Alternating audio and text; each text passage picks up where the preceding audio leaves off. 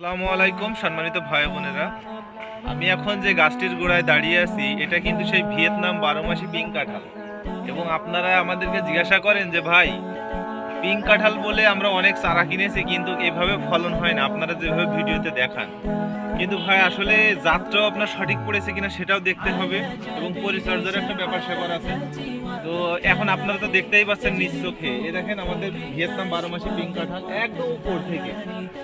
আমার ভাই একটু দেখাও, এটা একদম উপর থেকে দেখেন, একদম উপর থেকে দেখেন নিচ পর্যন্ত কি পরিমাণ কাঁঠাল এই একটা গাছে আছে এখন, এবং গুড়া পর্যন্ত দেখেন, একদম গুড়া পর্যন্ত কাঁঠাল।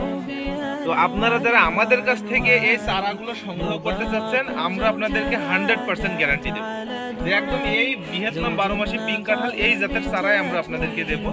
তো আপনারা যারা নিতে চাচ্ছেন আপনারা আমাদের সাথে যোগাযোগ করতে পারেন, একদম নির্দ্বিধায় অরিজিনাল এই চারাগুলো আপনারা আমাদের কাছে পাবেন। তো সবাই ভালো থাকেন, আল্লাহ হাফিজ।